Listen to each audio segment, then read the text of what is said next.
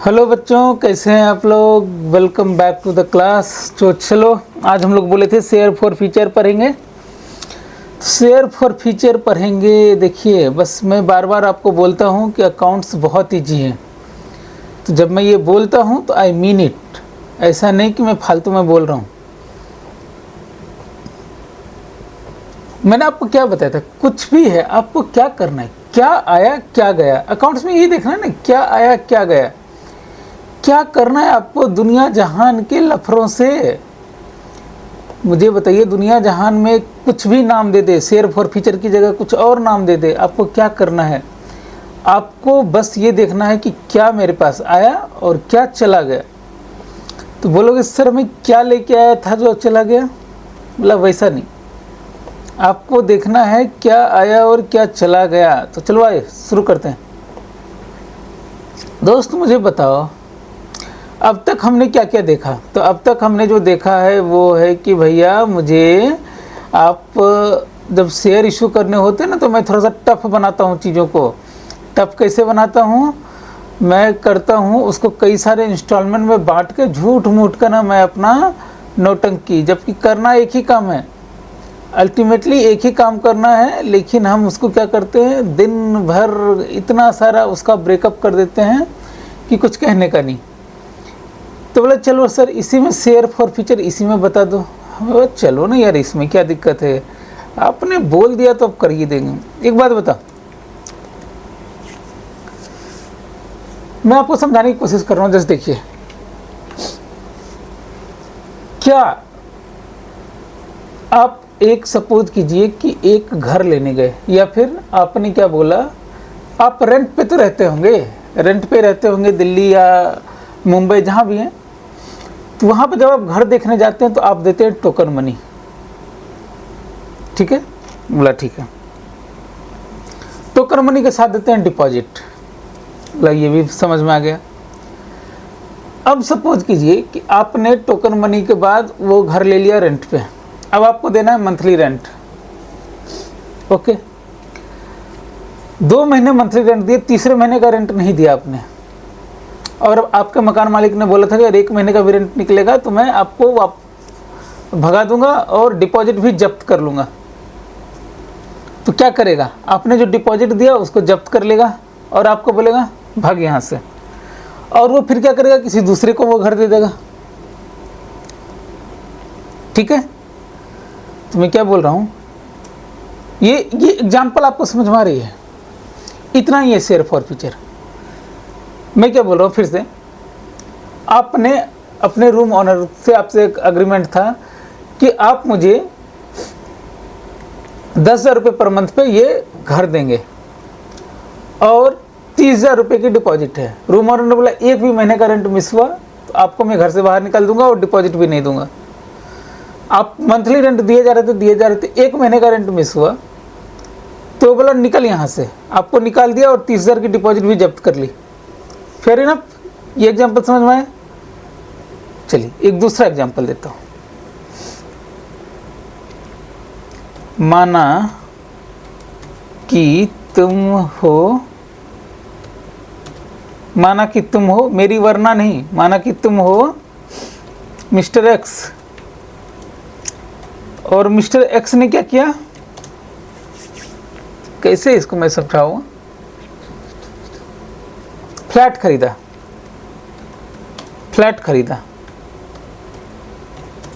कैसे, कितने में, 1,000 रुपये में। अब बोला 1,000 रुपये में कौन सा फ्लैट आता है, अरे मान लो ना, क्या थे 1,000 ने, अमाउंट इन 1,000, चलो ठीक है, ये लो कितना हुआ 100, 10 लाख हो गया। 10 लाख में एक घर खरीदा, ठीक है। इसके पैसे कैसे देने थे, टोकन मनी देने थे 2 लाख रुपए। फिर रजिस्ट्री के टाइम में देना था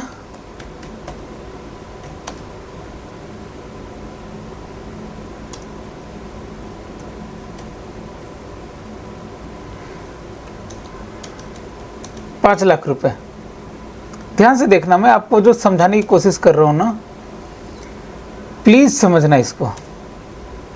मैं आपको इतना तोड़ तोड़ के इसीलिए बता रहा हूँ कि आपको कॉन्सेप्ट घुसे। आप ये जो अलग अलग नोमेनक्लेचर है ना, उसके चक्कर में नहीं पड़ो। रजिस्ट्री में ये डिसाइड हुआ था कि हम जो पैसे हैं ना, बाकी पैसे 2 इंस्टॉलमेंट में देंगे।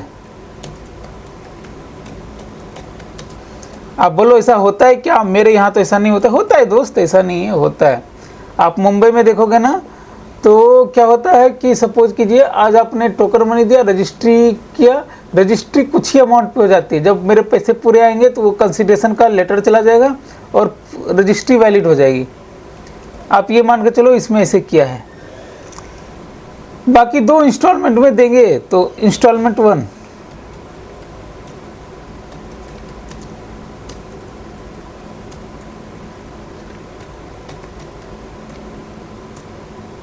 कह दो कि तुम हो मेरी वरना कितना।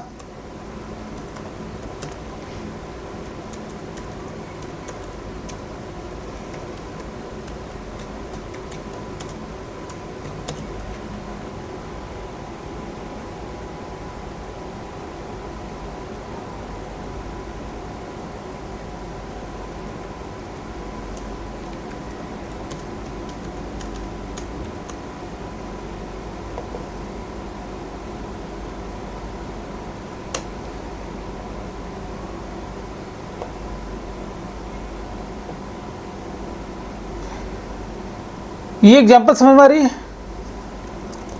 क्या क्या एंट्री करेंगे बताओ खटाखट।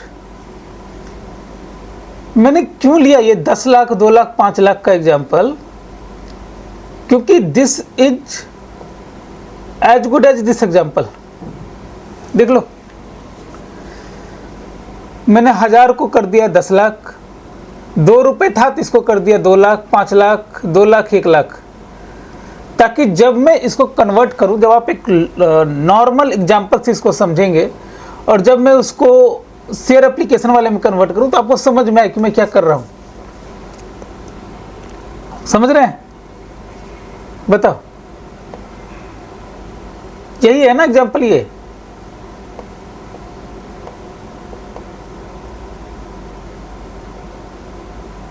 ये एग्जांपल है। तो बताओ इसकी एंट्री क्या होगी? एंट्री भी तो सर ऐसे ही होगी।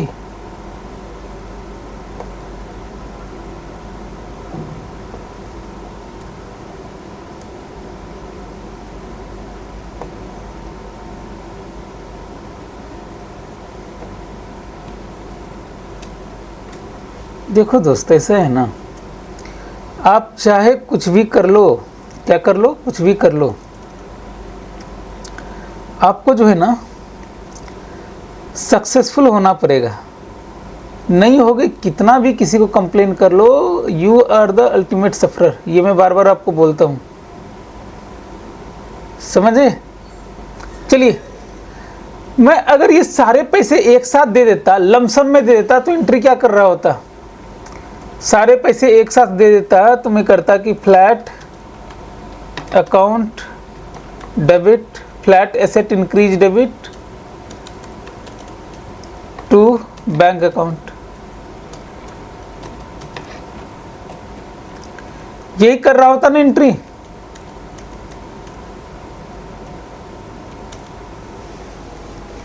हाँ सर, कर तो यही रहता, लेकिन अभी इंस्टॉलमेंट में है तो करो, इसकी एंट्री करो।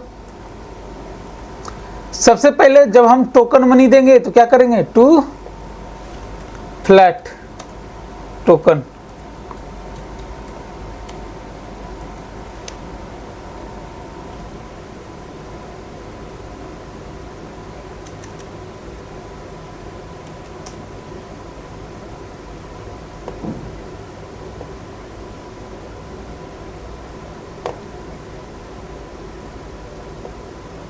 अब ये समझ में आई आपको?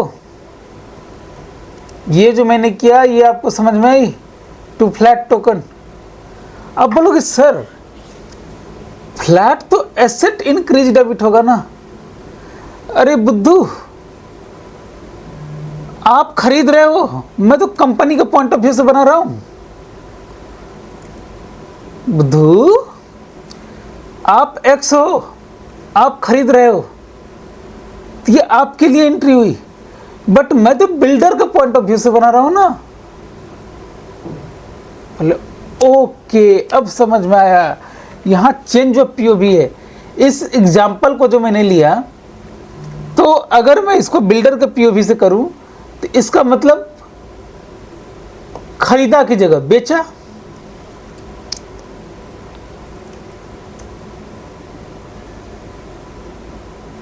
मिस्टर एक्स को फ्लैट बेचा।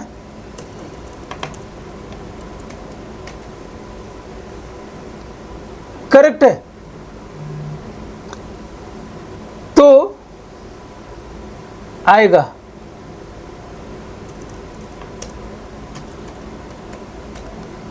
तो अब बताओ, builder of point of view, जब आप शेयर इश्यू कर रहे हो तो आपको किसके पीओवी से देखना है? कंपनी के पीओवी से। कंपनी शेयर दे रही है, तो बताओ यहां पे क्या हो गया? यहां हो गया पैसे आएंगे सेलर को, अगर लमसम में लिया तो, टू फ्लैट जो इनका स्टॉक था, फ्लैट तो इनके पास एसेट था ना, वो बेचा। ठीक है, एसेट डिक्रीज क्रेडिट।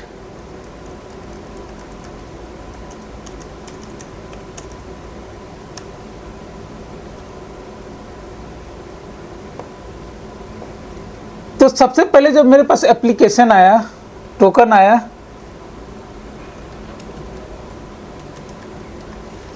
तो हमने ये एंट्री करी।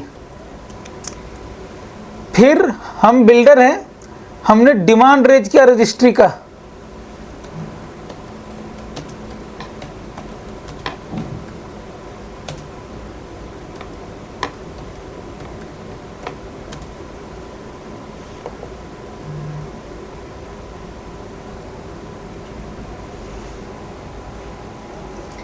तो हम क्या करेंगे? डिमांड फॉर फ्लैट, एक सेकेंड देना।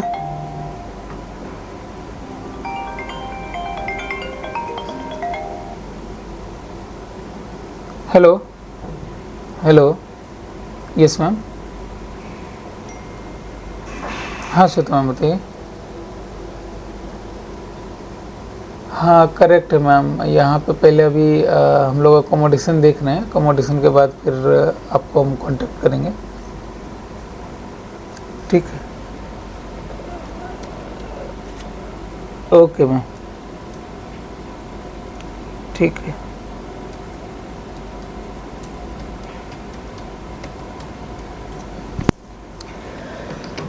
हमने डिमांड फॉर फ्लैट्स रेज किया, कितने का? 5 लाख रुपए का।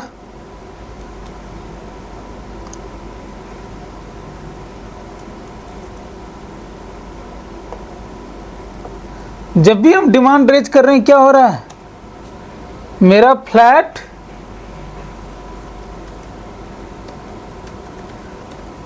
क्या हम, ये क्या हुआ? उधारी में मैंने फ्लैट दे दिया, यही हुआ ना?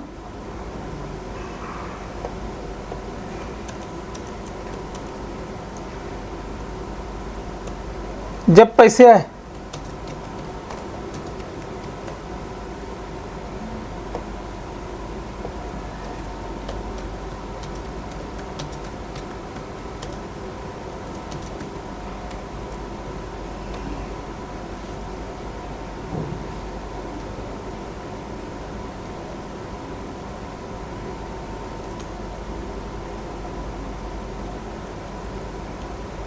बताओ यही होगा ना? अब मान लेते एक ही इंस्टॉलमेंट और था, इस दोनों को मर्ज करके एक इंस्टॉलमेंट कर दो।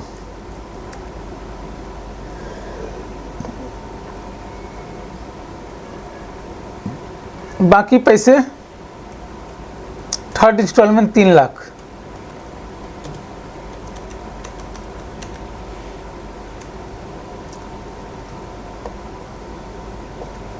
जब इंस्टॉलमेंट रेज हुई,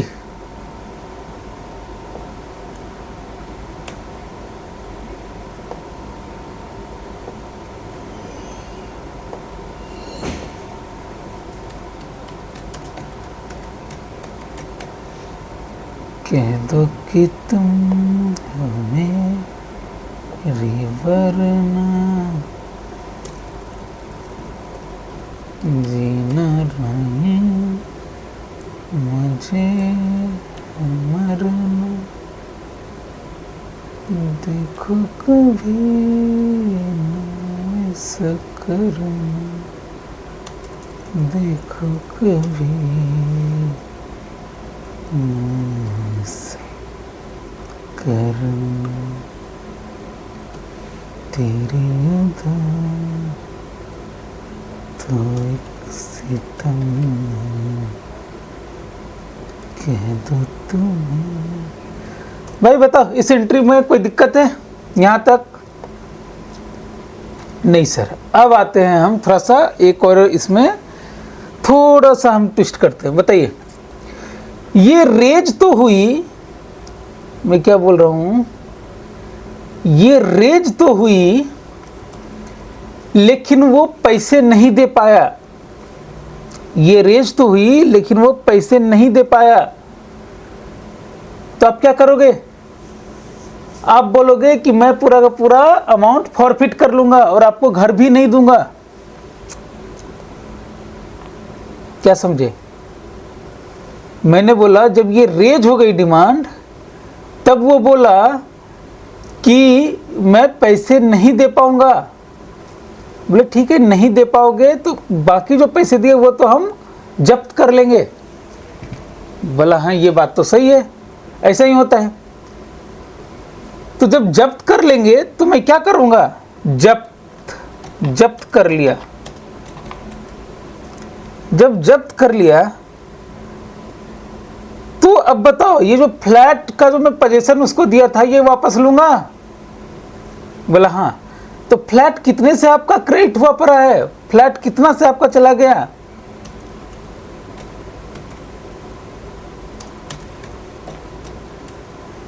क्रेडिट है तो डेबिट करेंगे कितने से?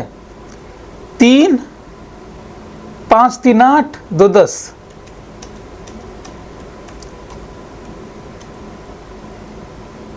ठीक है, ये पूरी की पूरी एंट्री रिवर्स हो जाएगी। हाँ हो जाएगी। तो मुझे बताओ, अगर मैंने फ्लैट अकाउंट को डेबिट कर लिया 10 लाख से, ठीक है, फ्लैट गया, फ्लैट आ गया वापस। अब क्या हुआ? ये जो बैंक अकाउंट है, 1, 2 पैसे तो आ चुके हैं ना, 7 लाख रुपया। ये 7 लाख रुपया आ चुके हैं, इसका क्या एंट्री करें? बैंक अकाउंट तो बैंक अकाउंट में ही रह जाएगा, बैंक तो मेरा कुछ नहीं होगा ना, सिर्फ मेरा फ्लैट आया। बोला हाँ सर ये बात तो सही है। तो बैंक तो कुछ होगा नहीं, ये जो है मेरा क्या हुआ? कितने पैसे जब्त किए? Flat forfeit.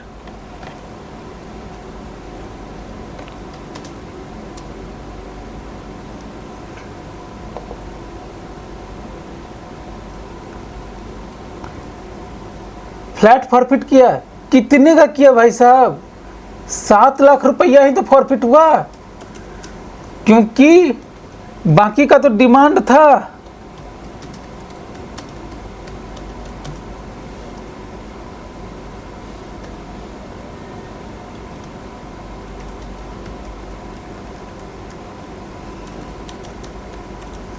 बताओ ये चीज किसको समझ में आई? जब मैंने जब्त किया, वो पैसे नहीं पे कर रहा था, तो मैंने क्या किया? मैंने फ्लैट को जब्त किया।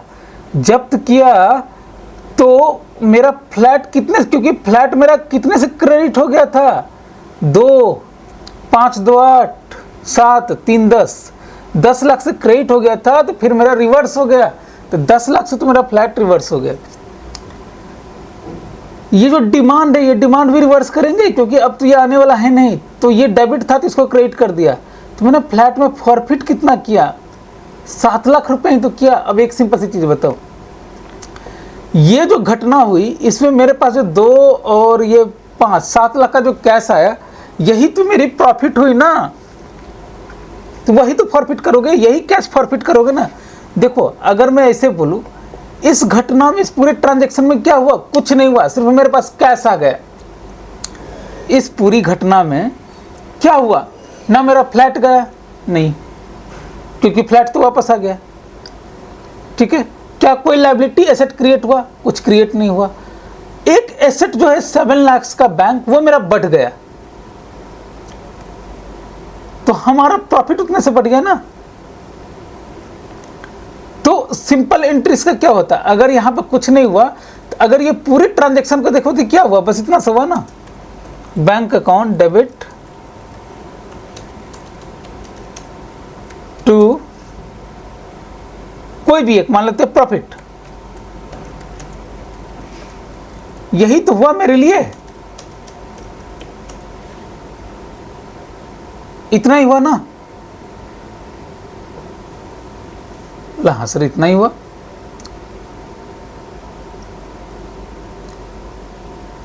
तो आप करके देखो ना, इस सबको तीनों को मर्ज करो एंट्री। चलो मैं नीचे मर्ज करता हूं, पहले नीचे एक ये दे देता हूं, फिर मर्ज करता हूं। आइए मर्ज करते हैं ऊपर, हटा।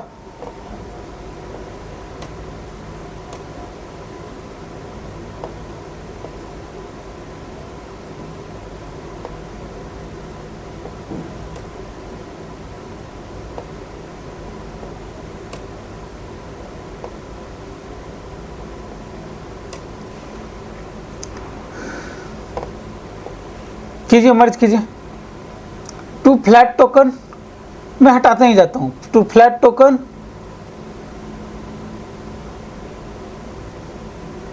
Sorry, to flat registration 527, to flat ये 3 लाख, और ये फ्लैट 10 लाख, मतलब 10 लाख क्रेडिट था, 10 लाख डेबिट था, निकल गया। डिमांड फॉर फ्लैट्स, यहाँ पे 5 लाख डेबिट, ये 5 लाख क्रेडिट, लिखते जाना दोस्त। डिमांड फॉर फर्स्ट इंस्टॉलमेंट, ये 3 लाख और ये 3 लाख डेबिट। क्या बचा देखो तो, bank account 7 lakh to profit. इसी प्रॉफिट का नाम दे दिया से फॉरफिट या फॉरफीचर। बोला हाँ, ये तो अब समझ में आ गई सर। अब मुझे बताओ, जब्त कर लिया तो क्या हम सिर्फ जब्त करके रखेंगे? नहीं, इसको री इशू करेंगे। री इशू करो, कितने में? मान लेते हैं कि सेम प्राइस में री इशू कर दिया। बोला कि 3 लाख रुपया कोई और दे देगा तो ये फ्लैट लेके जाओ। क्या बोला कि जब मैं री इशू करने जाऊंगा तो मैं क्या बोलूंगा कि 7 लाख रुपया किसी और को दे दो, 3 लाख रुपया मुझे दे दो, है ना। 7 लाख रुपया जिसने ये फ्लैट खरीदा था उसको दे दो, 3 लाख रुपया मुझे दे दो, ठीक है। तो मैं ये इशू कर दूंगा। या अगर मैंने फॉरफिट कर लिया तो मैं बोलूंगा कि भैया ये 3 लाख रुपये मुझे दे दो, 3 लाख में ले जाओ, 3 लाख में ले जाओ, 3 लाख में दे दो, कस्टम प्रोडक्ट। तो कोई अगर आया और मुझे 3 लाख रुपया में बोल रहा है कि ये दे दो फ्लैट, तो मेरे पास क्या आया? Bank account debit 3 lakh to flat, लेकिन फ्लैट कितने का गया? 10 लाख का। तो बाकी 7 लाख क्या था? ये share for future, flat for future, जो हमने फॉरफिट किया था 7 लाख, अब उसको यूज कर लेंगे।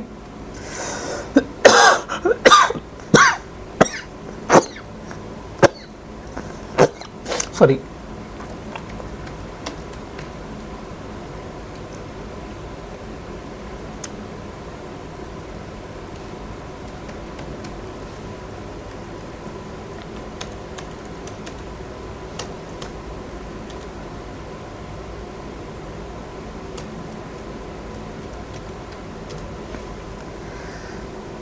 बताओ अल्टीमेटली एंट्री क्या हुआ? रीइशू होने के बाद मेरा फ्लैट बिक गया 10 लाख का। ऊपर सारे एंट्री मर्ज किए थे, इसको भी मर्ज करो।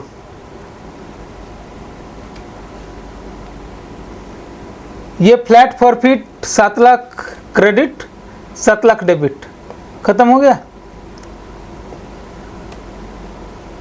देखो तो भाई, बैंक टू फ्लैट आ गया 10 लाख का। मैं आपको तोड़ तोड़ के इसलिए बता रहा हूं, आपको नोमेनक्लेचर से नहीं डरना है, आपको कॉन्सेप्ट समझना है, ठीक है। अब इसी की जगह जो है ना फ्लैट फॉरफीचर, इसको शेयर फॉरफीचर नाम दे दो, ऐसे ही रिएक्ट करेगा ना। आओ चलते हैं, एग्जाम्पल से समझते हैं।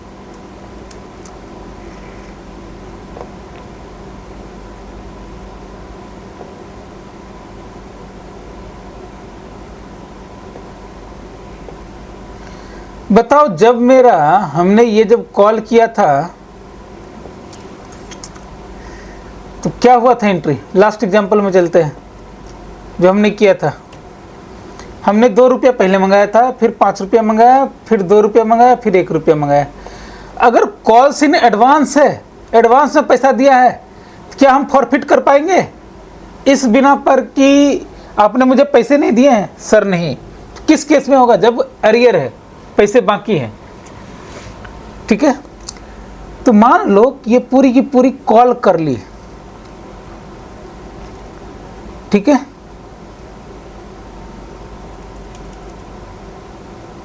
यहां पे पूरी की पूरी कॉल कर ली। ये यहां पे अभी क्या हुआ कि एप्लीकेशन आया 2 रुपए का, फिर अलॉटमेंट में आया 5 रुपये, फिर से एप्लीकेशन को मैंने शेयर कैपिटल में कन्वर्ट किया, फिर फर्स्ट कॉल का डिमांड आया, लेकिन फर्स्ट कॉल पे नहीं हुआ, ठीक है।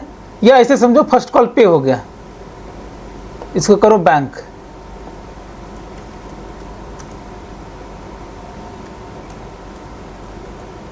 ठीक है, फर्स्ट कॉल पे हो गया। फिर फाइनल कॉल जो था, फाइनल कॉल पे नहीं हुआ, ठीक है, पैसे बाकी हैं, फाइनल कॉल। बताओ, अब बोलता है कि अब इसको फॉरफिट कर लो, पैसे नहीं दे पा रहा है तो फॉरफिट करो। कैसे करेंगे? मेरा शेयर कैपिटल कितने से, शेयर कैपिटल मेरा फुल्ली कॉल्ड अप है, हाँ पूरा ना। देखो कितने से गया है, 2।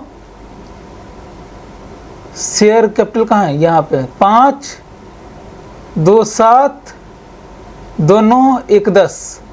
तो शेयर कैपिटल तो पूरा मेरा 10 का जाएगा।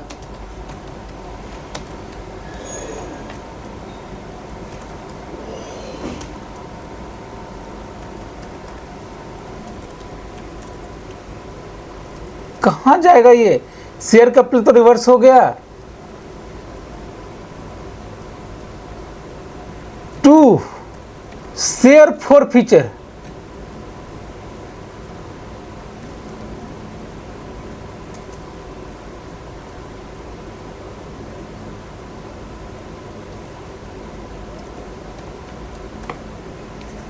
फॉरफीचर अकाउंट नाम दे दिया शेयर फॉरफीचर, जैसे वहां फ्लैट फॉरफीचर था। अब ये शेयर फॉरफीचर क्या है? एक तरीके का रिजर्व है। कितने से? 900 से। और कॉल्स इन अरियर रिवर्स होगा।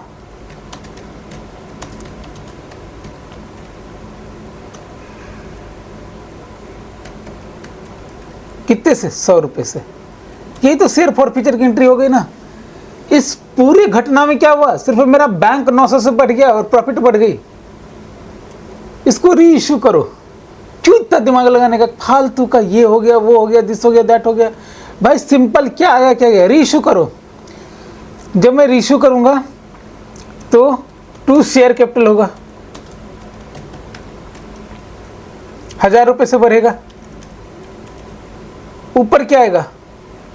ऊपर बैंक आएगा। अब कितने में इशू किया? मान लेते, बोलता है कि जितना पैसा आप मुझे बाकी था ना उतना दे दो।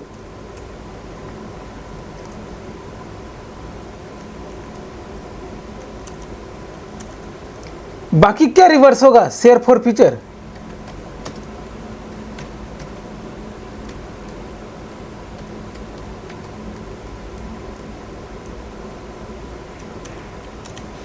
क्या दिक्कत है इसमें? सबको काटो, देखो बैंक टू शेयर फॉरफीचर आएगा। क्या दिक्कत है इसमें?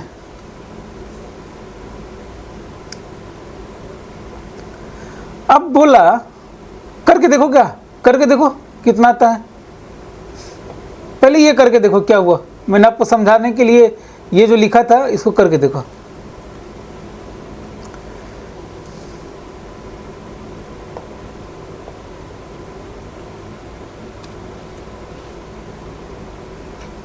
करो, यहाँ शेयर एप्लीकेशन अलॉटमेंट दोनों जाएगा।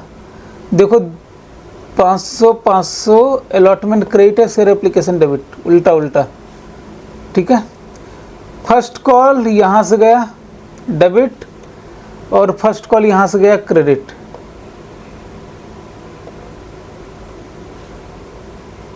ठीक है, टू शेयर कैपिटल। ठीक है, कॉल्स इन अरियर यहाँ है, final call debit, final call यहाँ से गया, calls in arrear, calls in arrear. Share capital देखो 1000, 2 मतलब 1 3 5 8 और ये 1000। शेयर कैपिटल सारा का सारा चला गया, 500 4 900 और ये 100, तो ये 1000 चला गया। देखो bank to share for feature आ गया, कुछ नहीं हुआ उस पूरे ट्रांजेक्शन में। फिर से हमने री इशू करा,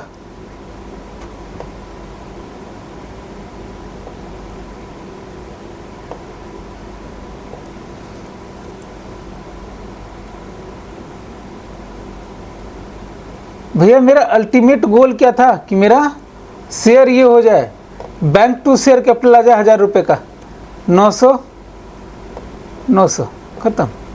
देखो बैंक टू शेयर कैपिटल आ गया 1000, यही तो सिंपल सी एंट्री है। अब बताओ, अब इस एग्जांपल में क्या हुआ, बोला ना कि अब ये जो हमने किया था ना, किसी दूसरे को 100 रुपये में क्यों दें, हम देते इसको 300 रुपये में। हमने क्या बोला, देते हैं कितने में, 300 रुपये में। तो बोला ठीक है सर इसको 300 कर दो,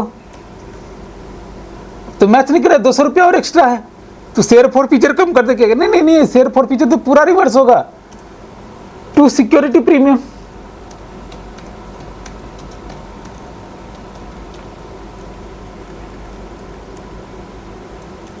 दोस्तों क्या हुआ, it is as good as कि मैंने 1000 का शेयर 1200 में इशू किया।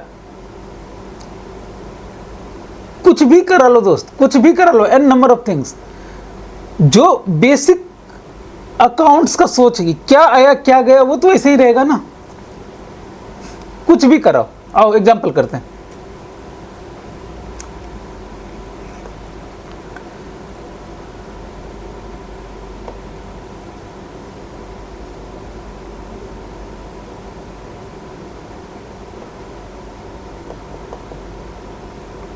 चलो, x limited forfeited 1500 equity share of 10 each, issued at premium of 5 पर share payable with an allotment money.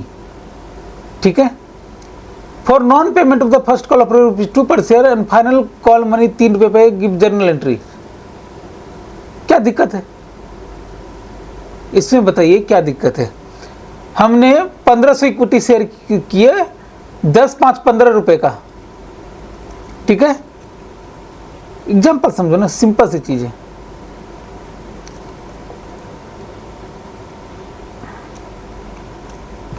₹10 face value, 5 रुपया सिक्योरिटी प्रीमियम। सिक्योरिटी प्रीमियम कब आस्क करते हैं, अलॉटमेंट पे, payable with the allotment money. चलो यहां बोल भी दिया, for non payment for the first call 2 रुपया और फाइनल कॉल 3 रुपये। क्या बोला, नॉन पेमेंट है मतलब कॉल हुआ है, कॉल हो गया है। जब कॉल हो गया है तो क्या हुआ होगा, मैथमेटिक्स में बताऊं, 15 रुपये में 12 रुपया ये पे कर चुका है। ठीक है, कितना है, 3 2 5, 10 रुपया पे कर चुका है और 5 रुपया पे करना है। जब भी इस तरह का क्वेश्चन है ना, एक एंट्री कर लो ना, अगर 1500 इक्विटी शेयर 15 के हिसाब से कर रहा है।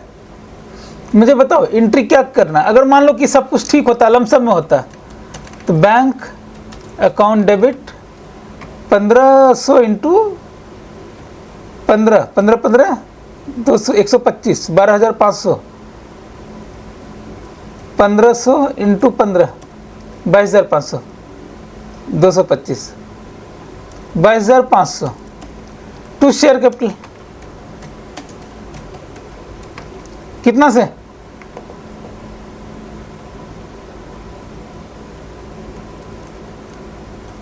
15,000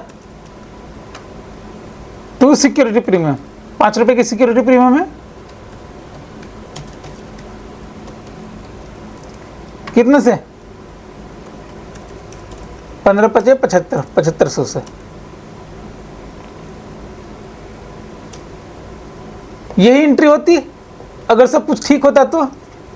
लेकिन क्या हुई, देखो मैं कैसे इसको सॉल्व करता हूं। ऐसे हुई बैंक अकाउंट, अभी क्या हुई डेबिट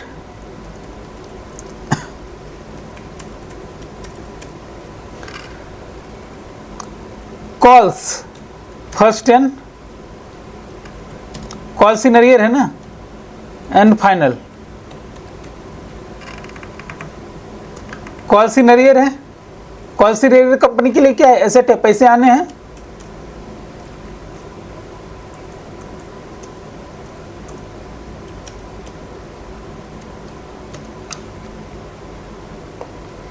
मुझे एक बात बताओ दोस्त, जब मैं बोल रहा हूं कि ये दोनों का कॉल का पैसा नहीं आया, तो इट मीन्स मैं ये बोल रहा हूं कि ये कॉल डिमांड रेज हो चुकी है, मेरा शेयर कैपिटल बढ़ चुका होगा। मेरी शेयर कैपिटल कब बढ़ जाती है, डिमांड पे ही।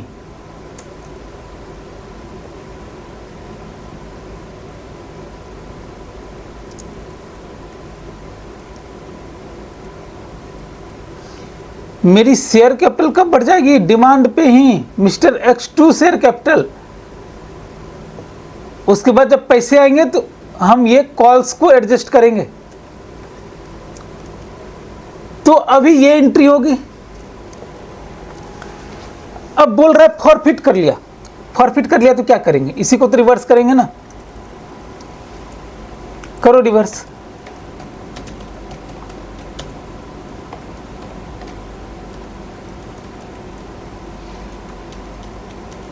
सिक्योरिटी प्रीमियम भी रिवर्स हो जाएगी।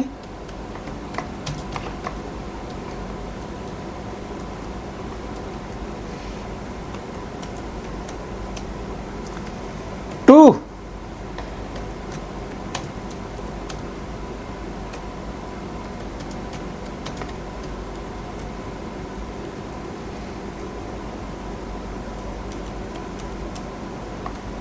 यही तो है। अब यही तो प्रॉफिट हुआ ना। ये बैंक का पैसा मुझे आ गया, कहीं से आ गया, मतलब ऐसे खड़े थे सोना निकल गया, प्रॉफिट।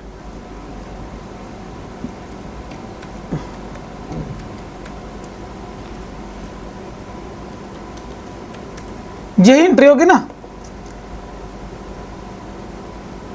ये जो शेयर फॉरफीचर है ना, अगर रह गया ना ईयर एंड तक किसी ने इसको फिर से री इशू नहीं किया, तो इसको हम कैपिटल रिजर्व में ट्रांसफर कर देते हैं। रिजर्व जैसे जनरल रिजर्व होता है, लायबिलिटी साइड में पड़ा रहेगा। जैसे डेप्रिसिएशन, प्रोविजन फॉर डेप्रिसिएशन का रिजर्व होता है, वैसे ये रिजर्व है, लायबिलिटी साइड में पड़ा रहेगा। या तो आप शेयर फॉरफीचर के नाम से बैलेंस शीट में डाल दीजिए, या फिर इसको रिजर्व कर दीजिए, या इसको कैपिटल रिजर्व कर दीजिए ना, कैपिटल रिजर्व। लेकिन हम इसको क्या करते हैं, अलग अलग एंट्री करके इसको ये करते हैं। क्यों? क्योंकि इससे क्या होगा कि हमें पता चलेगा कि ये कैपिटल रिजर्व में किसका पैसा है। ठीक है,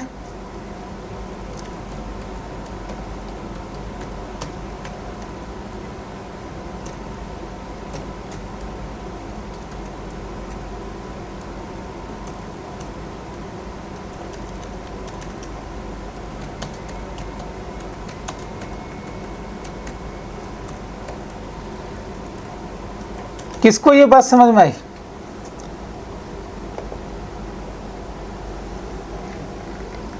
तो शेयर फॉरफीचर की एंट्री क्या होगी, दिस। बस हो गया।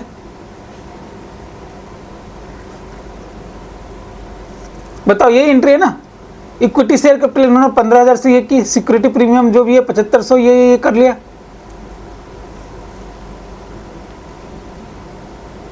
ठीक है,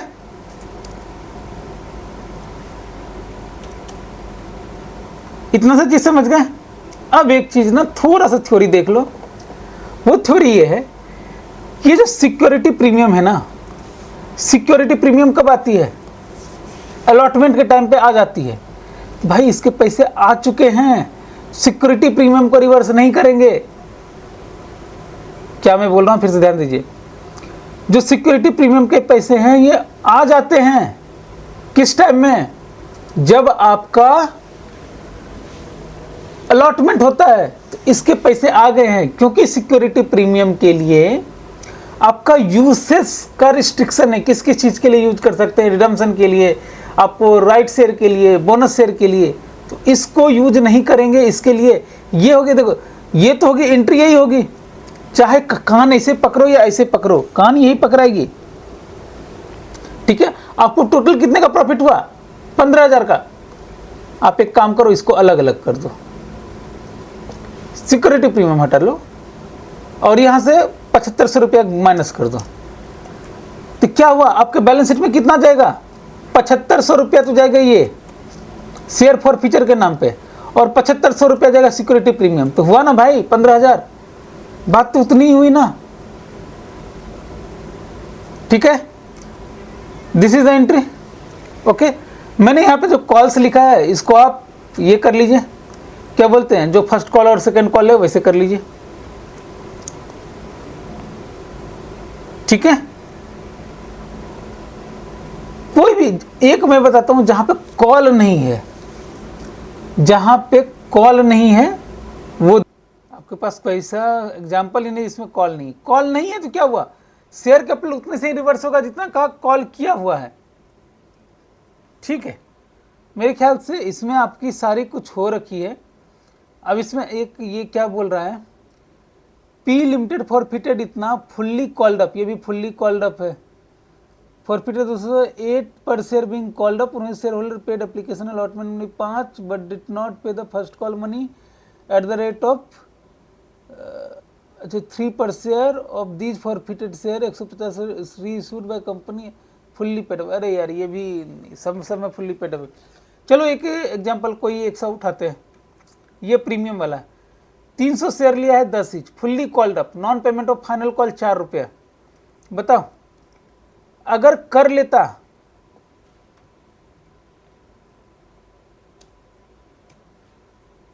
अगर पूरा का पूरा पेमेंट कर देता तो क्या होता? 300 इंटू 10 कितना? 3000।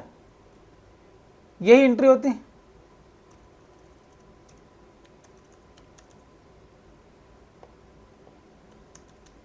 ये समझाने के लिए ये एंट्री लिख रहा हूं, ये एंट्री आपके काम की नहीं है। लेकिन अभी किस तरीके का पोजीशन है? 4 रुपया बच गया था, 6 रुपया पे किया। ठीक है, 4 रुपया बच गया, 6 रुपया पे किया। क्या बोला? 6 रुपया पे किया, कितना है ये? 300, 6 18 और 3 चौके 12। ठीक है, मतलब 1800 रुपया पे कर दिया है। 1200 रुपया कॉल्स था, calls in arrear.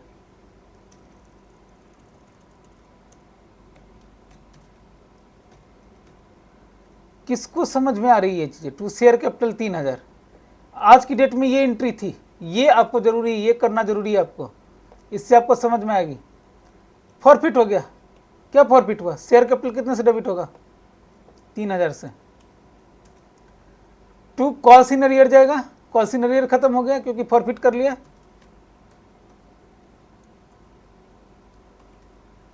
Calls in arrear कितने से जाएगा? 1200। शेयर फॉर फ्यूचर कितना? 1800। जितना कैसा है वही तो शेयर फॉरफिट करेंगे, फॉरफिट करेंगे। इसको री इशू करा, री इशूड 12 पर शेयर आज फुल्ली पेड अप करो। 2 रुपये का प्रीमियम लिया, 12 पर शेयर किया फुल्ली पेड अप, 2 रुपये का प्रीमियम लिया। बताओ री इशू किया तो क्या होगा? अब मेरा शेयर कैपिटल आ जाएगा, ये तो ठीक है ना, टू शेयर कैपिटल, ये हो जाएगा आपको 3000 से। टू सिक्योरिटी प्रीमियम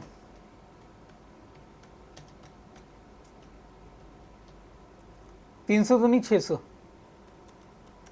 ये तो हो गया। ऊपर बैंक कितना आया,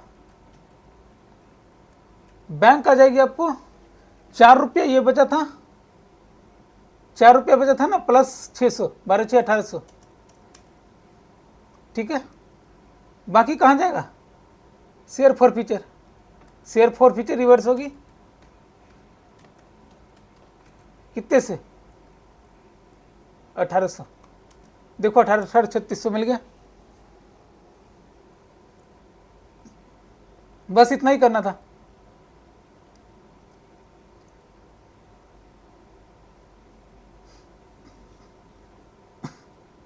देख लो वही एंट्री है। टोटल बैंक में कितने पैसे आ गए, 3600।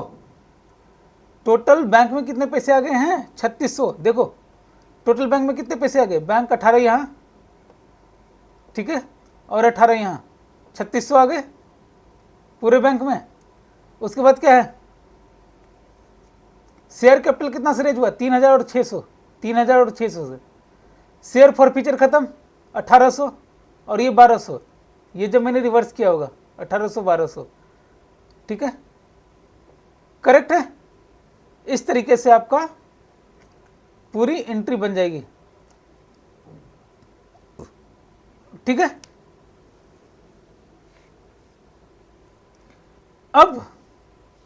अब एक चीज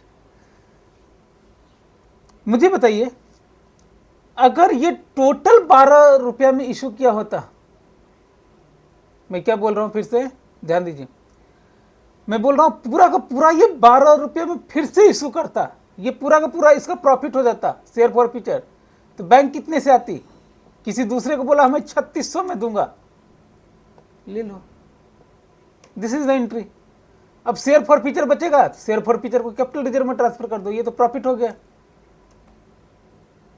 इस केस में इस शेयर के लिए उसको कितने पैसे आए, 12 रुपए आए, तो इस केस में उसको कितने आ गए थे, 12 रुपए आ गए थे। तो ये देखिए ये पूरा का पूरा चल गया शेयर कैपिटल रिजर्व में। तो इस केस में इसके पास टोटल कितने रुपए का, 12 रुपए तो ये आ गए थे, प्लस 6 रुपए, 18 रुपए आ गए ना। तो 18 रुपए इंटू 300, 18 तिया 5400, क्या 5400 रुपये मेरे पास आ गए हैं क्या, देखो 3600 यहाँ, 1800 यहाँ, 5400 हो गया। सिंपल सा है, कितना आया कितना गया उतने पे ही ध्यान रखना है, बाकी सब कुछ ऑटोमेटिक हो जाएगा। तो आइए शेयर फॉर फ्यूचर आपका पूरा हो चुका है, ठीक है। अब आते हैं, आपको क्वेश्चन बनाइएगा, अलॉटमेंट वगैरह ये सब हो गया भाई साहब, क्वेश्चन बनाओ सब हो जाएगा, ठीक है। Meaning of debenture, meaning of debenture क्या हुआ, लोन ले रहे हैं, लोन, सिंपल लोन का इंस्ट्रूमेंट है, ठीक है।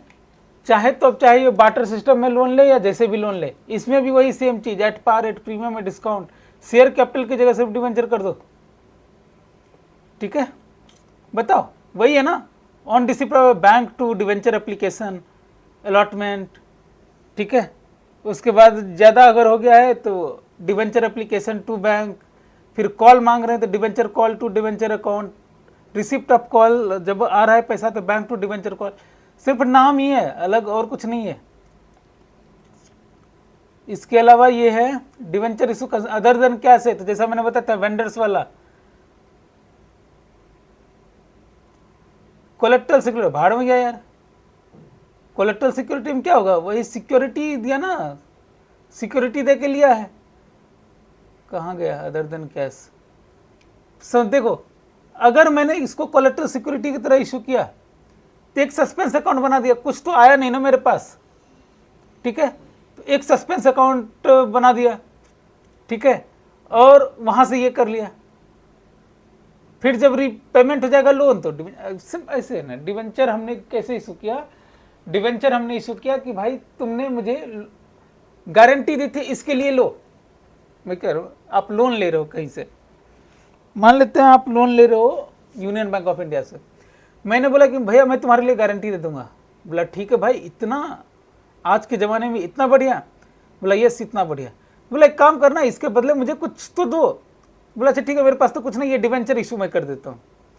कंपनी के पास क्या आया? कंपनी के पास कुछ नहीं आया, आया लेकिन इन नॉन फिनेंशियल टर्म्स आया। मैंने गारंटी दी थी बैंक को, बैंक को गारंटी दी, कंपनी के पास कुछ नहीं आया। तो कंपनी कुछ तो लिखेगी ना। एक बना दिया debenture suspense, debenture suspense account debit. यहाँ लिख देंगे नरेशन में कि गारंटी दिया था उसके लिए हमने ये दे रहे हैं टू डिवेंचर। अब डिवेंचर मेरी लायबिलिटी है, अब जब इसको पेमेंट करेंगे तो इसको रिवर्स कर देंगे, simple. Capital redemption reserve account, ये जो है ना, अब सपोज कीजिए कि एक ना रिजर्व अकाउंट होती है, ठीक है, जैसे प्रेफरेंस शेयर, जैसे सपोज कीजिए प्रेफरेंस शेयर जब प्रॉफिट से रिजर्व होती है ना, तो जिस रिजर्व में ट्रांसफर किया, इसको छोड़ो, मैं इसको बाद में कभी समझाऊंगा। कैपिटल रिडम्पशन इज नथिंग, एक यही तो है सर। एक सिंपल चीज बताओ, आपने जनरल रिजर्व की एंट्री देखी है, अभी कैपिटल रिजर्व की एंट्री देखी, वैसे ही कैपिटल रिडम्पशन रिजर्व होता है। बस इसमें यह है कि हम थोड़ा थोड़ा पैसा प्रॉफिट से बचा कर रखते हैं कि हमको प्रेफरेंस शेयर को पैसे देने हैं। प्रेफरेंस शेयर मैंने आपको बताया था, प्रेफरेंस शेयर मीन्स जिसको प्रेफरेंस मिलेगा, किसमें? पेमेंट में। वो भी मैं समझाता हूँ क्या होगा। मान लेते हैं आज की डेट में अगर एक कंपनी लिक्विडेशन में चली गई तो सबसे पहला पैसा किसको जाएगा? गवर्नमेंट। लिक्विडेशन में गई तो मैं सबसे पहला पैसा जाएगा जो लिक्विडेटर है उसका। अरे जो आपका एसेट वगैरह सेल कर रहा है उसका पैसा पहले दे दो, कंसल्टेंट का। उसके बाद statutory liabilities along with secured creditor. Secure creditor मतलब बैंक हो गए, जिनका अपने को सिक्योरिटी दिया हुआ है। फिर जो नॉर्मल छोटे छोटे जो हैं आपके खर्चे, वेजेज वाले, वेजेज वगैरह वो सब, ठीक है। उसके बाद अनसिक्योर्ड क्रेडिटर,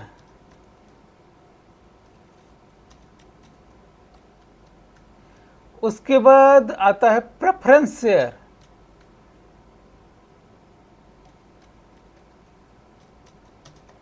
फिर आता है equity share.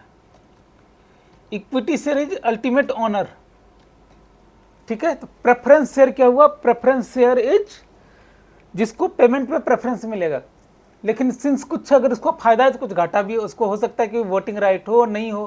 Cumulative non cumulative preference share होता है, सब लॉ में पढ़ेंगे आप, ठीक है। क्यूमुलेटिव मतलब अगर मैंने इस साल अगर आपको मैंने इंटरेस्ट आपको नहीं दिया है या डिविडेंड नहीं दिया है तो ये अगले साल ऐड होकर मिलेगा, उसके अगले साल ऐड होकर मिलेगा, उसके अगले साल ऐड होकर मिलेगा। नॉन क्यूमुलेटिव मतलब इस साल नहीं दिया तो अब नहीं मिलेगा, अगले साल मिलेगा। ये सब कुछ चीज़ें नहीं है, ये सब अकाउंट्स की चीज़ें नहीं है, ठीक है। ये नॉर्मल चीज़ें चलती रहती है। तो इस तरीके से होता है कैपिटल रिडम्पशन, जिसका यूज कहाँ करते हैं? इसको यूज करते हैं प्रेफरेंस शेयर को रिडीम करने में। प्रेफरेंस शेयर रिडीम करेंगे तो क्या होगा? प्रेफरेंस शेयर कैपिटल क्रेडिट होगा, ठीक है। तो जब इसको रिडीम करेंगे तो वो डेबिट हो जाएगा टू बैंक। यही एंट्री है preference share holder to bank, correct है। अब ये बैंक अगर हमने कैपिटल रिडम्पशन में कुछ पैसे रखा हुआ है तो to bank to capital redemption reserve कर सकते हैं, नॉर्मल चीजें हैं। इसमें और क्या बच गया है आपको? डिवेंचर रिडम्पशन रिजर्व, ये भी थ्योरी है, मोड्स थ्योरी खत्म। ये चैप्टर खत्म आपका। प्रैक्टिस करो, जो नहीं होगा बताऊंगा, ठीक है। एनपीओ पढ़ाएंगे, 2-3 क्लास में एनपीओ खत्म करेंगे, क्योंकि आपको मैं चाहता हूं कि आपको 2-3 दिन में मैं ये खत्म कर दूं आपका। उसके बाद जो प्रैक्टिस है वो करेंगे। टेस्ट सीरीज आ रखी है, आप टेस्ट सीरीज दे सकते हैं। कमेंट सेक्शन में गूगल लिंक होगा, उसमें गूगल लिंक पे आप फॉर्म भरिए और आपका जो ये है टेस्ट सीरीज के लिए आप एलिजिबल हो जाएंगे। और ये फ्री ऑफ कॉस्ट है, फ्री ऑफ कॉस्ट एग्जाम दीजिए और अपना कॉन्फिडेंस बढ़ाइए। चलिए बाय।